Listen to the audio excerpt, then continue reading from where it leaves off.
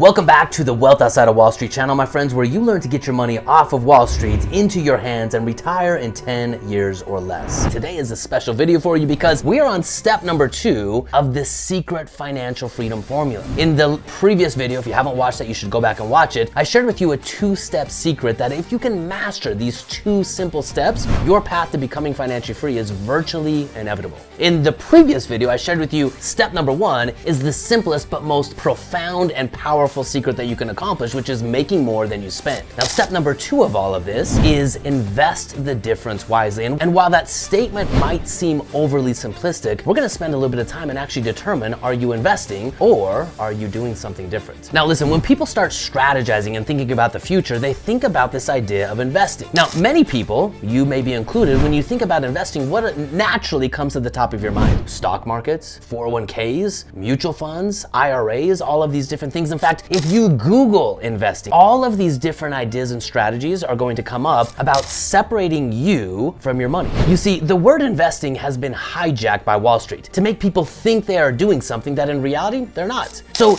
let's start off by defining what investing is. Now, in order to do this, let's go through a little example. Let's say you have $50,000. You've traded your time for it, you've worked really hard for it, you have $50,000 surplus cash, and you're itching to get those dollars working for you. Now, if you take that $50,000 and you go do something with it, and you then go home and tell your spouse, hey honey, guess what? I just speculated our $50,000. Just saying that word, what emotions does that bring up for you? Does that get you excited about the decision that you just made with your money? Or would you feel a little bit sheepish and a little bit embarrassed to go home and tell your spouse that you took the $50,000 and you speculated? So let me give you the definition of speculating and ask yourself when I give this definition to you, have you been taking your hard-earned money and speculating, or are you investing, okay? And speculating means parting with capital with the hope of capital appreciation. In essence, you're buying an expectation of a future resale value. Now, let's slow down and let's just break that down just a little bit. You're parting with capital. What does that mean? Well, it's the money that you've traded your time for. It's the money that you're also trying to invest so you can buy your time back. That's the whole concept of retirement. Now, you're trading your capital with the hope of capital appreciation. All you're doing is you're putting your money somewhere where you hope that the asset, whatever you've chosen to do, goes up in value. Think about it in the real estate market. What does appreciation mean in the real estate market? Well, it means you own a house, and over time, the opinion of the house goes up, right? And so people will buy the house from you for more than it's worth. Now, here's what I want you to consider when it comes to hope and appreciation. Appreciation is 100% based off of what someone will pay you for the thing. Meaning, if people in the future don't believe the thing is worth as much as you think it's worth, they're not ever gonna pay you for it. It's hoping that the value of the market will go up, which means public opinion will go up over time. So as you take your money and you put it in a 401k, an IRA, a mutual fund, is this actually investing? And just based on this definition, we can understand that no, Wall Street has hijacked that word. They make you think you're investing when you're actually speculating. This is why you're here, to learn how to master money. And mastering money starts off with understanding the vocabulary of money, the context of what these words actually mean. Investing is parting with capital with the expectation that your principal will always be safe. Now, does the stock market give you that guarantee? Absolutely not. Now, the return that you're hoping for, that you're going to experience, is going to come from, on top of your principal being safe, it's going to come from an adequate return in the form of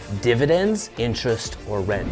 This is how the wealthy become wealthy. They understand first and foremost what the difference between speculating and investing actually is. So my friends, step number 1 of investing the difference wisely is knowing what you're actually doing. Are you investing or are you speculating? Now, let's spend just a little bit more time and let me give you the 4 steps to becoming a wise investor. Number 1 is beginning with the end in mind. Why would you part with your capital? Think about this. Why would you not just spend all of the money that you have today? No, the reason you're not going to spend all of the money that you have today is you're parting with capital, money that you could have spent, with the expectation that at some point down the road, you're not only going to get that money back, but you're going to get a stream of income that will support your lifestyle. This is the whole concept of retirement. Unless you understand exactly what you're trying to accomplish and exactly how long you want it to take, you're not really beginning with the end in mind. This elusive idea that quote unquote you'll have enough money in your 401k is not beginning with the end in mind. How much money do you need in your 401k? When do you want to have that happen by? You need to have this definition in mind. Begin with the end in mind. Once you understand that you are saving for a future stream of income, now we know how to narrow our focus. Step number 2 of becoming an investor is control. We've been trained, taught, and educated in our world today that you are not smart enough, that you are not good enough, that you are not capable enough. And so So therefore, you should give your hard-earned money to someone else. This is the entire idea of Wall Street. Give your money to them, pay them management fees,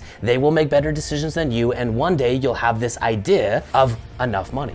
Now, my friends, here's the thing. Ask yourself this: will anyone ever care more about the success of your money than you? And we all intuitively know that. It's not possible for someone else to care more about the success of money than me. Now, I am not saying you should try to do everything yourself. What I am saying is you should invest in a system where you have control and say over the outcome of that investment. So, number one, begin with the end in mind. Number two, rise up and take control. Step number three of becoming an investor is alignment. Now, what does this actually mean? Well, look, here's the reality. Investors know what they're doing. They understand what they're trying to accomplish, and they choose investment vehicles like real estate, like vaults, like development, maybe even the stock market in certain contexts. They're using tools to get them the outcome that they want. And the main thing that you have to understand in context of alignment is how much do you want to have at what date? Once you understand those two things, then you can calculate based on what you currently have, based on what you're willing to put into it on a monthly or an annual basis, and how much you need to have by a certain date, you can calculate what your required rate of return is. This, my friends, is the secret of all investing. Once you understand what your investments must do for you to get you the outcome that you want, you can narrow in your focus and choose the right investments. Not because it's hot, not because some person on Wall Street is talking about it, not because your best friend just said you should invest in crypto because it's gonna do XYZ. No, you align your money, which represents what you've traded your time for and what you're going to use to buy your time back, with the exact investments that will get you what you want. And if you're already following step number two that I gave you, you're in control of the outcome. Now, this brings me to step number four, and this is probably the most important. You are stepping into a world where you have to understand that money is just a tool. It will take you wherever you wish, but it will never replace you as the driver. What this ultimately means is you have to raise your financial intelligence. You have to know and understand how to deploy money in such a way that you get the outcome that you want. If you're going to step into the world of investing, oftentimes you're going to be using leverage. We have several videos on leverage to help you understand what that is and how it works, but it all comes down to you. So to close this video out, I want you to consider something. In the world of investing, you must become the solution to the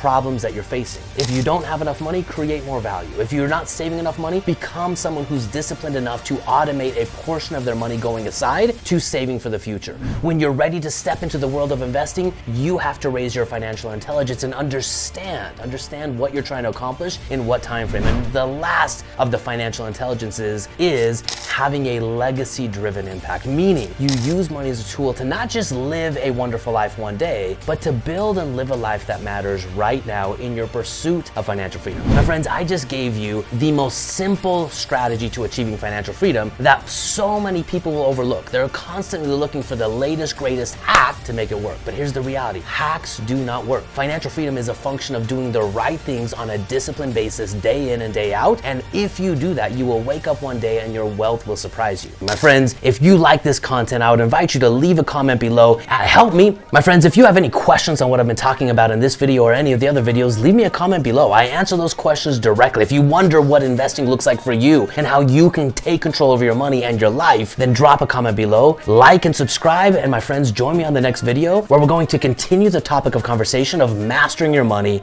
and achieving financial freedom.